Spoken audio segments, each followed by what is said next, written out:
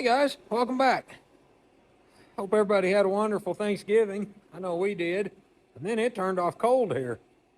If you hear a little noise in the background, it's my heater running. It's about 28 degrees here today, and I'm not used to that. So I've got the heater running. Hopefully you guys can hear me okay over it. I think today we're going to start. You just saw me take the fuel tank off the little Allis B. I think we're going to go ahead and try to get the fan, water pump, get the mag and the oil filter housing, pretty well everything else off the outside of it.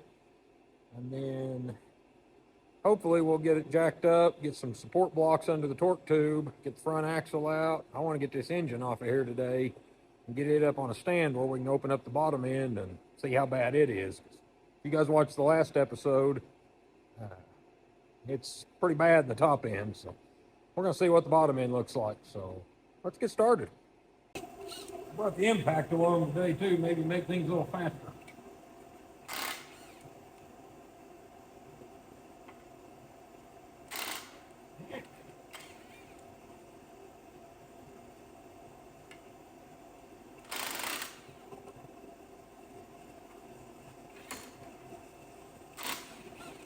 Hang on to the fan before you squeeze the trigger, Beaver. I was expecting that to put up a fight. Oh, yeah.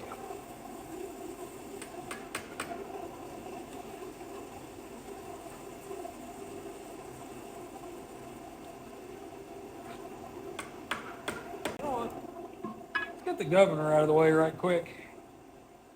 I'm going to get the mag off of it.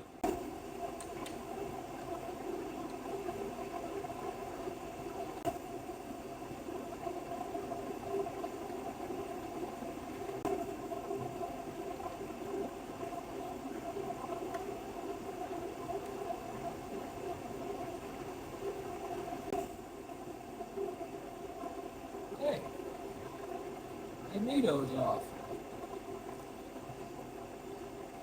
See if it's got any spin left in it. Hey, got a good snap to it.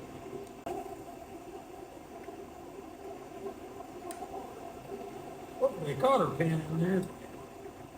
Buddy, just stuck a piece of wire in it.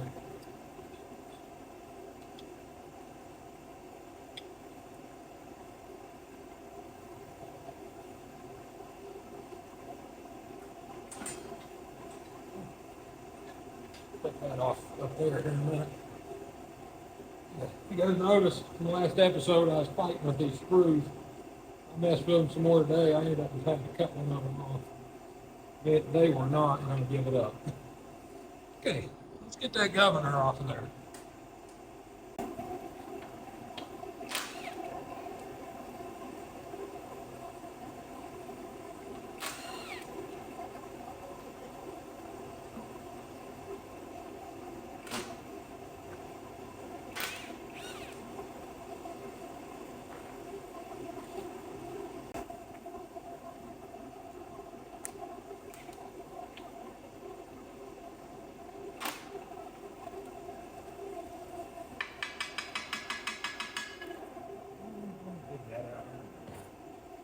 Okay.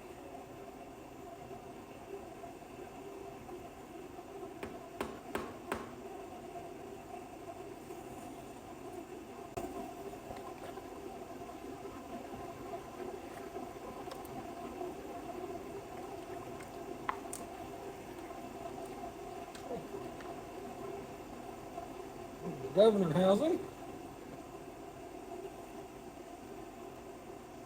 Doesn't look too bad for wear in there so far.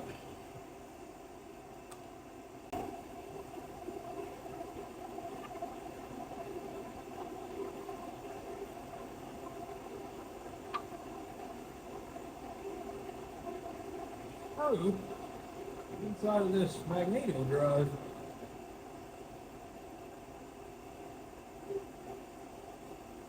Look what we're holding this in there. I think.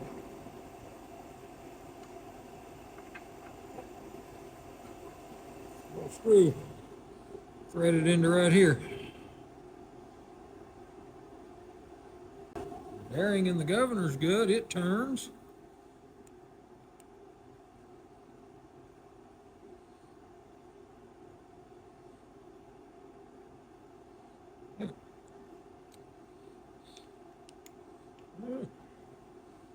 And an actual piece is still usable.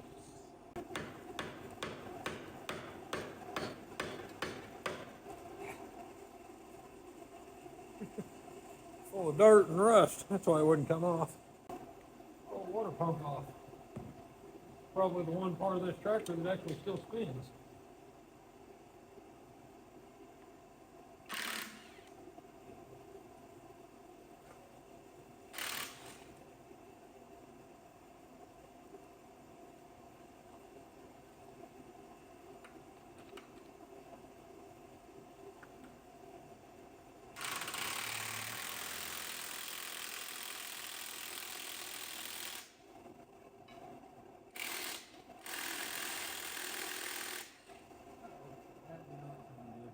That's what I was afraid of. That is what I was afraid of.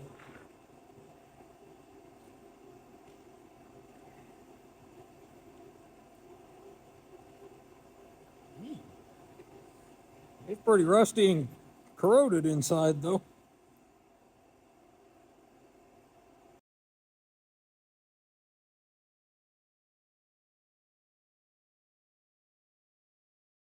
I've had a lot of guys, well, not a lot, but I have had a couple people, one on here and a couple on some different Facebook groups and forums, tell me something I already knew, that this tractor would be better off as a parts tractor. And yes, I agree, it's pretty rough.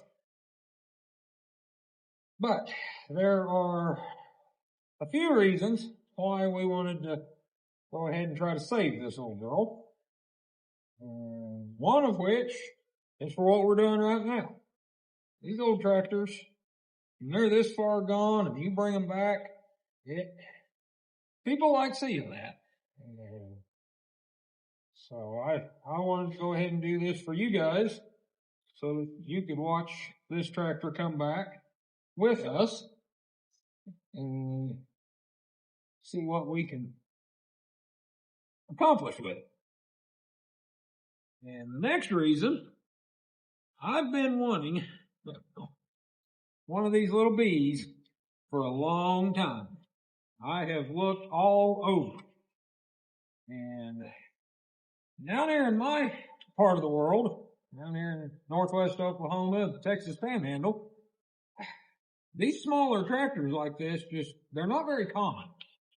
You see a lot of in the Allis world, you see a lot of WDs and WD-45s.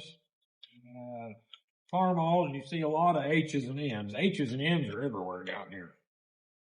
And, like my little A, I've wanted one of them for a long time. There's just not many of them around here. And these little smaller Allis Chalmers are kind of the same way.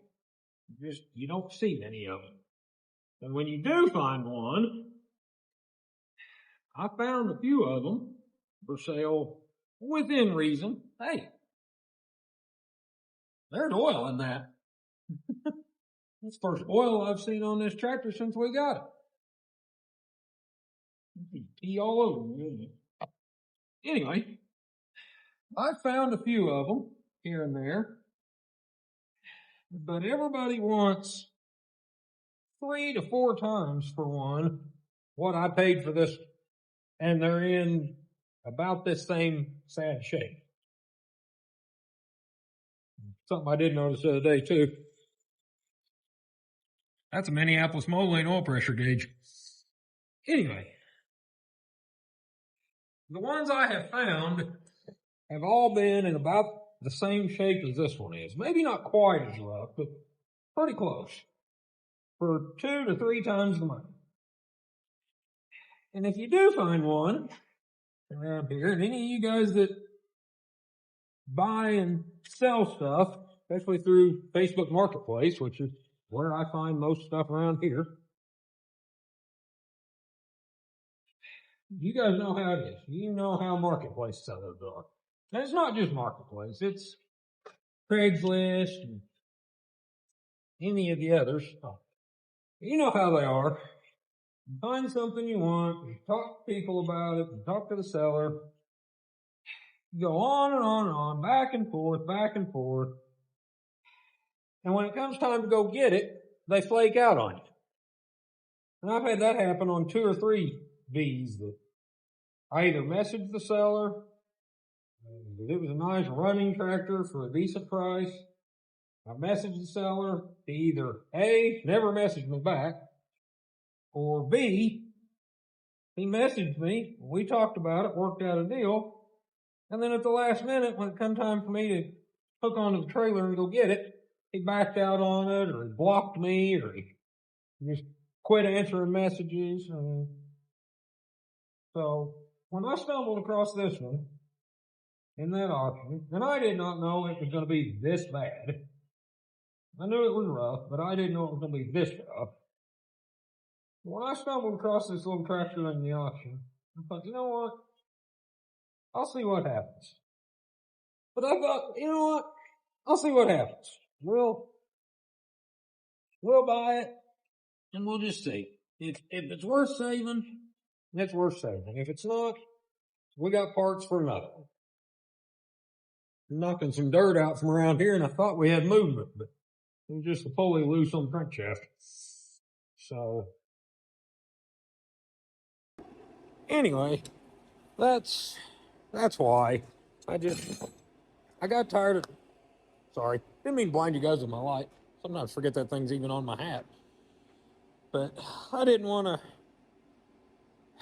deal with Facebook sellers anymore and the flakes on there. But the main reason was for what we're doing right here. I mean, guys love watching this stuff, and I've gotten a couple of negative comments on it in different groups and stuff I've posted it to, but most everybody is on board with it. And I'll be honest with you, I've seen more channel growth out of the last 2 episodes on this B since we brought it home last week than I have on anything in the last 6 to 8 months, which I know we've been pretty slow around here the last 6 or 8 months, but even before that, the last couple projects we worked on, I've seen more growth off of this. So that tells me there's people out here that want to see this tractor come back to life, and we're going to do our best shot to bring it back to life. So hope you guys stay tuned with us. Anyway, enough babbling about why we're doing this. Let's get back to work. Okay, I think next we're going to try to get as much weight and stuff off of here as we can before we try to lift it and support it. So I think next we're going to take the steering gearbox and all that off. And the gearbox and the toolbox have to come off as one unit. So take these bolts out of the gearbox down here. Yeah, I have to take the bolts out of the gearbox and all the screws that hold the toolbox in, as well as get the pin right here that holds this on the support here. And that's what I'm fixing to drive out now, is that pin.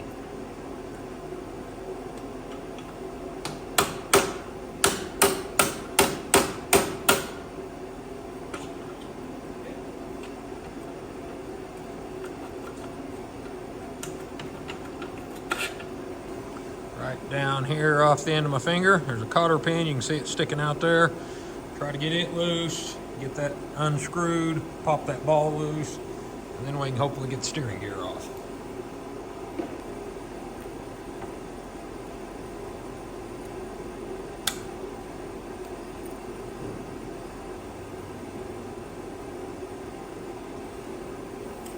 Okay, cotter pin's out. The cotter pin goes through that hole and through that slot there, and I know it's a little blurry, I'm sorry. I'm going to try to unscrew this. Once we unscrew that right there, hopefully it'll unscrew.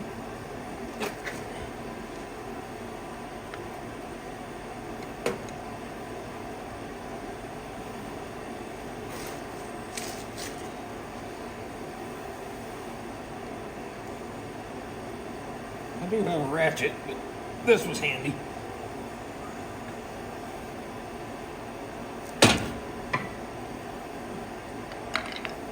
Yep, that's what I thought. Steering gear's locked.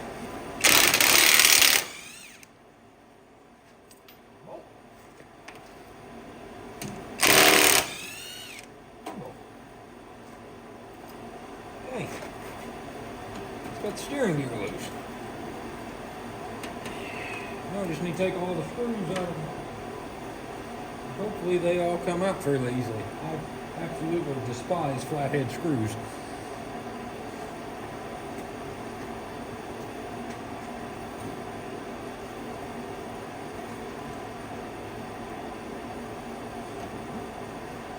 That one's coming out.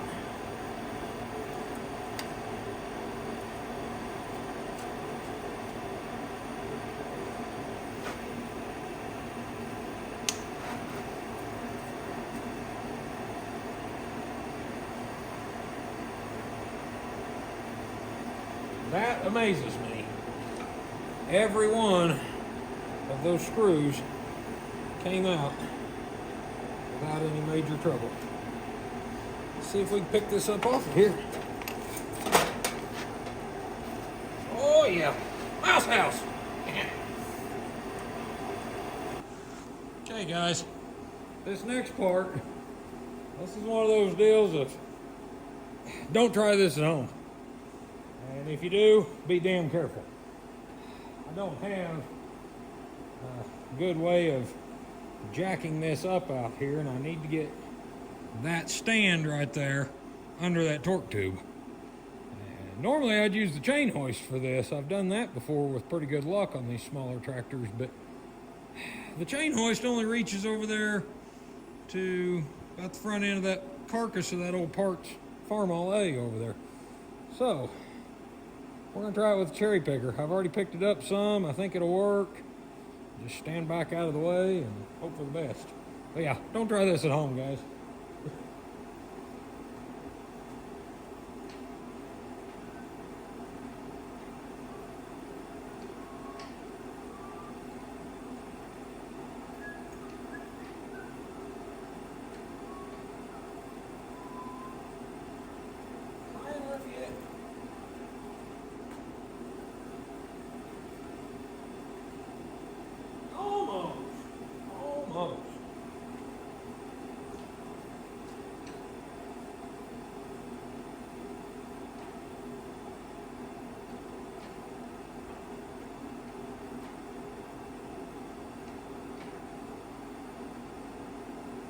Not too worried about the front falling. I'm worried about the back end on that, where that jack stands under that drawbar. I'm worried about it falling. It tries to roll back or forward off of that jack stand.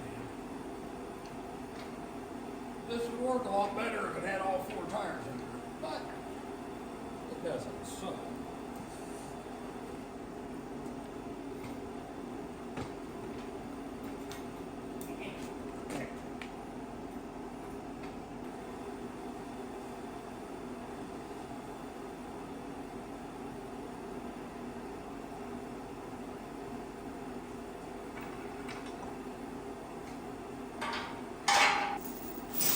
before any of you armchair safety officers get to me, I know that was sketchy. And it's still sketchy. And it's going to be sketchy until we get this engine block off of it. Hey, sometimes you just got to work with what you have. I do have a splitting stand that I built, but it is currently under my seat. I wasn't going to go buy the material to build a second one just to do this. This question was brought up over on the Allis Chalmers forum about what this chain was for. Well, if you guys can see, get my light under here so maybe you can. There we go. There's supposed to be a part of a casting right here that this part of the axle stay bar or stay rod goes through, and this nut holds it in place. But as you can see, it has been broken off. And some farmer back years and years and years ago determined that we needed to just put a chain around it off of these holes here and make that work. So that's what they did. Okay, now we need to get this plate right here off. Already got the two nuts off of that side. And it appears that one is going to come out stud and all. Fall down. I don't think it can. Okay. and get this radiator support out of the way. And drop the lock on it.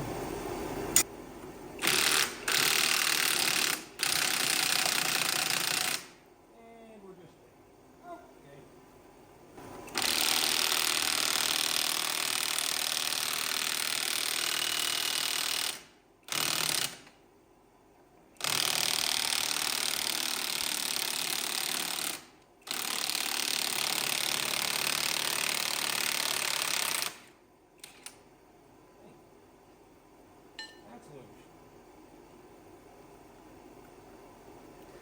Now I think I probably need to bring the cherry picker back around here and get a hold of that.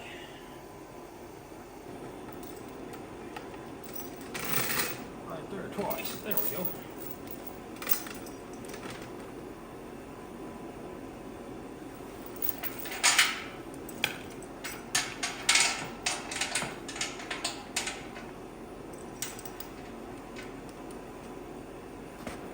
Now let's see what.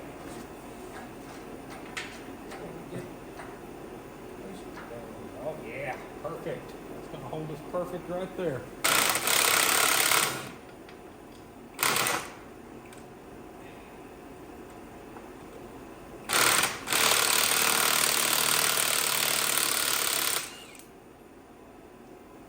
Okay, loose. Yeah, casting broke off of there. That's why that was chained up. Looks like they tried to weld it at one time. The weld broke, so then they chained it. Anyway, just part of what you run into with these old things sometimes. You know, work on these. Let me know down in the comments what the best old farmer fix you ever found was. I know that one ranks up there with some of them that I found.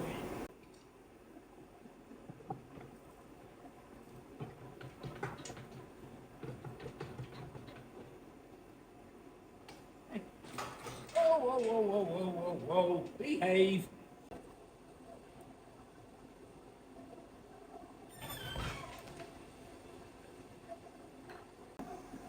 All right, we'll pull the bolts out of the bell housing here. 2 on this side, 2 on this side.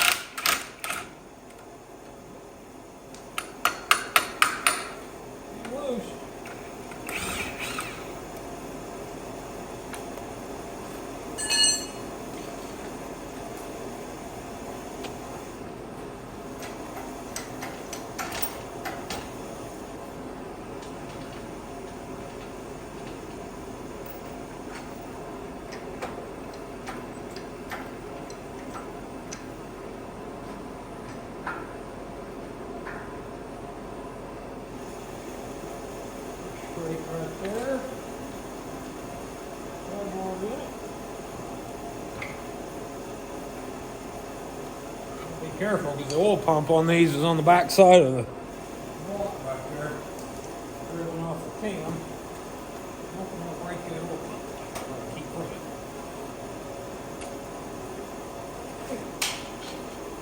Free. And roll back a little.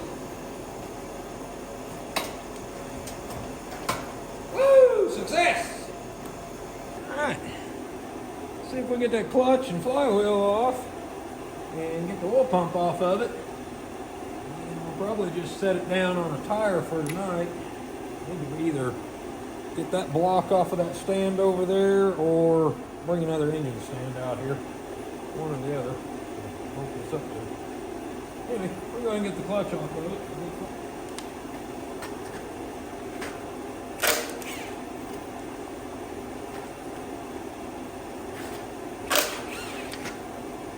Guys doing this, be careful. Do not get under this thing while they're doing this.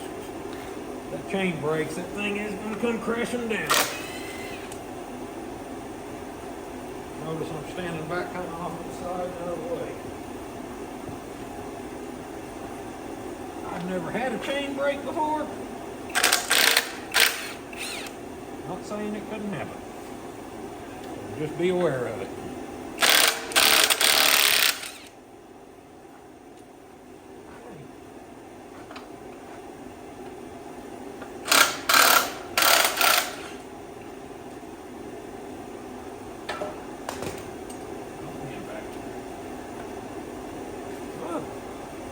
Well,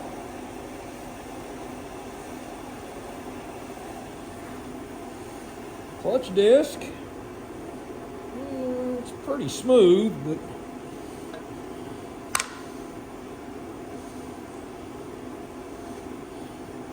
pressure plate doesn't look too bad. All right. Not a whole lot of wear on the clutch fingers. I've seen some of them just be wore down to nothing. Those aren't too bad. The springs are good in them.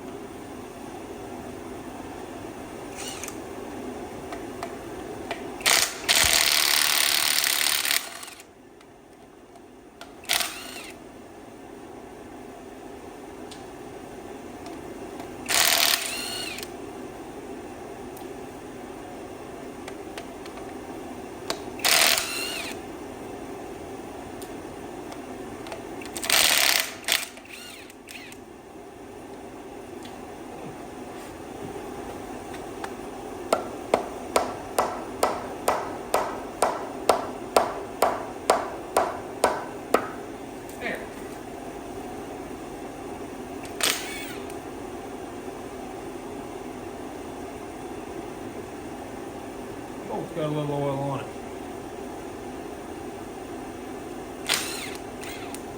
So does that one.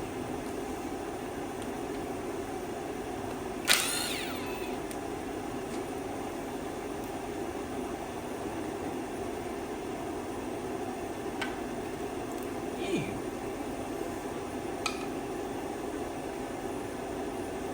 What? The oil pump does spin. So that is a good sign.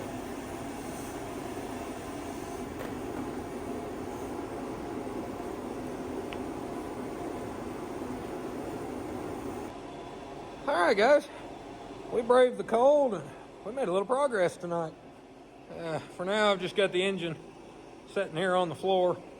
I'm going to bring another stand out tomorrow, or I'll get that block off of that stand over there and get this one bolted up to it where we can flip it over and pull the pan off and look in the bottom side.